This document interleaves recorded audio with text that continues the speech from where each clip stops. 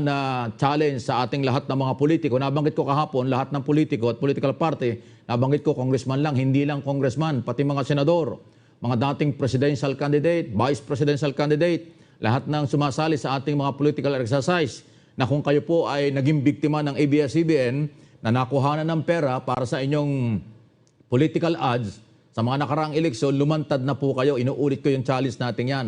Lumantad na po kayo kung gusto nyo ng tunay na pagbabago. Kung sumusuporta kayo sa Pangulong Duterte at sa gobyernong ito ng tunay na pagbabago, isa yan sa paraan ng pagbabago para hindi na maulit po yung mga ganyang sitwasyon na kukunan kayo ng pera dahil kailangan naman nyo, magbabayad kayo before broadcast, pagkatapos abang kayo ng abang, hindi naman pala nila ilalabas. Ay si Pangulong Duterte ang unang umamin dyan ng 2016 after election. Noong isang araw, mayroon palang umamin ng congressman, hindi ko naman narinig, nasabi lang sa akin ng kaibigan ko, si Lito Atienza. Umamin daw siya na siya daw nagbayad, hindi rin na-ere, pero nag-demand siyang ibalik. Binalik naman ata. Okay? At nung maibalik, pero ngayon talagang pro-ABS-CBN pa rin siya. Alam mo naman, dahil ang interest niya yung kanyang anak. Anak niya si Kim pag nasara ang ABS talaga ng habang panahon, di mawawalan trabaho yung anak niya. Yun ang isa sa mga dahilan kung bakit siya pro-ABS-CBN kahit nagulangan siya. Isipin mo, kinuha yung pera, tapos hindi ine-ere. Yung sa Pangulong Duterte naman ay naghingi ng paumanhin ng ABS-CBN noong panahong yon at gustong ibalik yung pera, hindi na naman tinanggap. Kasi yung pong pagsusori, admission ng pagkakamali. Yung pong pagsusori ay isa hong malinaw na sinasabi nilang sila'y nagkamali. Kaya ang akin hong panawagan at challenge sa lahat ng politiko, inuulit ko, kung gusto nyo ng tunay na pagbabago sa ating bansa, diyan tayo magsimula. Na aminin ninyo. Huwag kayong matakot sa ABS-CBN. Lalo ngayon, sarado na sila. Kung meron mo silang ginagamit, cable yan. Pero hindi rin tatagal yan kasi bawal yan. Okay? Pangalawa, kaya ko ito tinatalakay, hindi ito pangkaraniwang isyo. Mabigat po itong isyong ito. Alam ba ninyo na hindi ko naman nilalahat? Ulitin ko, hindi ko po nilalahat. Pero alam ba ninyo kung bakit nagiging corrupt ang mga politician sa bansang ito? Dahil napakalaki ng kanilang ginagastos during election. Sa dami ng kanilang ginagastos. Milyon-milyon. Alam ba nyo na merong mga senatorial candidate na gumagastos ng 300 hanggang 500 milyong piso? Merong presidential candidate na gumagastos ng bilyon-bilyon piso during election? Saan nila kukunin yan? Ang sweldo ng presidente, 400,000 pesos lang.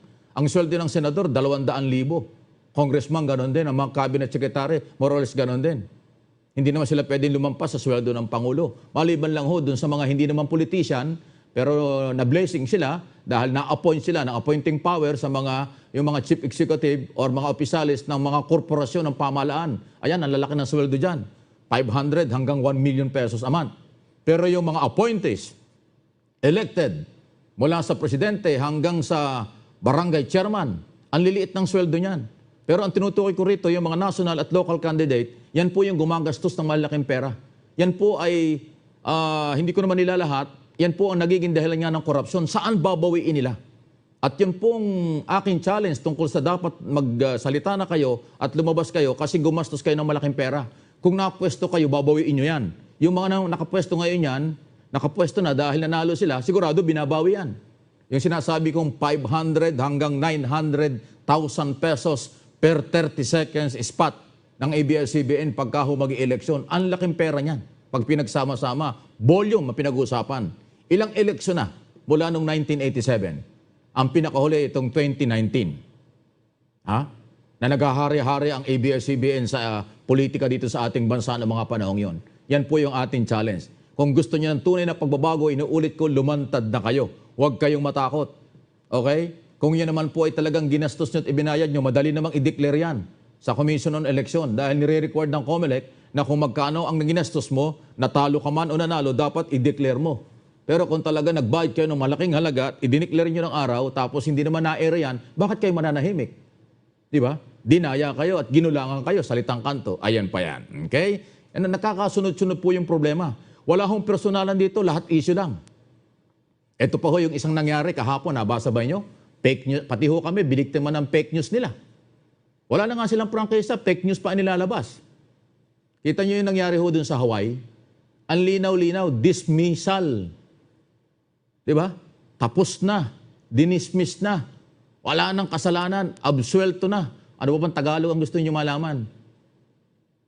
Yung kaso doon ho ng Kindam, ng tao ni Pastor, ni Pastor Kibuloy, doon po sa Hawaii. Pagkatapos ang inilabas yung istorya doon sa inyong company yan, ano bang ang tawag dyan? Hindi ko masabing company kasi sarado na kayo eh. Yung inyong news operation, pinalabas nyo yung luma, na guilty pa nga yung nakalagay doon eh. Ano, ang layo-layo ng guilty kasi sa dismissal. Hindi ko alam kung ito'y sinasadya ng ABS-CBN o meron sindikato sa loob na wala ring loyalty sa inyo. O mga Lopez, baka yung mga empleyado nyo wala na rin loyalty sa inyo. Sinisira na kayo sa loob. Baka may mga tao kayo sa loob na kayo mismo sinisira na. Isipin mo, ang layo na ibang-iba yung guilty kaysa dismissal. Ang inilabas nyo ay guilty. Paano magiging guilty? Dismiss na nga. Tapos na. Ayan, no? Yan, fake news yan. Kaya naulit ko, kayong mga empleyado ng ABS-CBN, kayo mismo ang sumasabotahe doon sa mga boss nyo. Kayo namang mga Lopez, yung mga tao nyo, hindi na rin yung control. Naninira na ng kapwa at sinisira na rin kayo. Kasi napakalinaw na fake news yan. Kahit bata, alam yung guilty at alam yung dismissal eh. Di ba? Ano bang ibig sabihin nun? Di ba fake news yan? Kami po ay hindi ho namimersonal. Pero issue lang ho ito. Ang malayang pamamahayag at mataas na kredibilidad ng namamahayag at company, mahalaga yon na pinapangalagaan. Ang fake news, nakakasira yan. Hindi lang sa personal na tao, personal sa isang tao, kung hindi sa company. Di ba? Paano kayo naging kapuso ay fake news nga kayo? O kung yung iba, hindi nyo pinay-fake news, pero kami madalas pinay-fake news nyo. Hindi naman kami nakikialam, wala naman personalan, issue yan. Kung kayo po'y gumagawa ng ganito, dahil madalas kong tinatalakay yung tungkol sa ABS-CBN, abay, natural lang po. Merong complainant, merong investigasyon ginagawa, may mga alleged violation kayo sa mga batas. Alam nga namang manahimik ako. Bay, walang kakwenta-kwentang media at mamahayag dito sa bansang ito kung mananahimik ka sa mga lehitimong issue na dapat tinatalakay. Ganun po yun eh. Ngayon yung iba nagagalit yan, okay lang, nagagalit kayo eh. Baka kayo ay empleyado, kamag-anak na nagtatrabaho dyan, okay lang yan. Hindi naman talaga natin makukuha 100% ng mga tao, may kanya-kanya tayong interpretation at pananaw. Pero ang sinasabi ko rito, hanggat merong issue, lalo na kung batas ang nilalabag, hindi yan dapat pagtakpan. At pag tinatalakay po yan, walang personalan, issue lang. Nobody is above the law. Rule of law. Law is law. Lagi ko pong sinasabi yan. Ignorance of the law. Excuse no one. Hindi ba natin naiintindihan yan? Napakalinaw po. Kaya kung kayo po ay namemeke ng news na parang gumaganti kayo sa amin, maling-mali pong pamamaraan yan. Huwag niyong sirain ang ibang tao at huwag din sirain ang inyong pagkatao para lang sa kung anumang agenda nyo. Kami po rito, issue lang. Kung walang investigasyon ang Kongreso, wala kayong mga alleged violations sa mga batas, wala naman akong tatalakayin dito eh. Pero kaya ko po tinatalakay everyday dahil binabantayan ko ang batas ay dapat mangibabaw sa bansang ito at hindi pwedeng mababoy or babuyin ng mga mai-influensyang katulad ng iba. Ganun lang po yun. Okay? So para humaliwanag, hindi po ako nagagalit. Issue lang ito. Idinidiin ko lang. Talagang ganun po ako mag-broadcast. Madiin at pinaninindigan ko ang aking pong sinasabi. So relax lang po kayo. Walang personal, ang trabaho lang, higit sa lahat. Magpakatotoo lang tayo. Huwag nang yung fake news. Dahil ang fake news, hindi po yung nakakabuti sa lahat, hindi rin nakakabuti.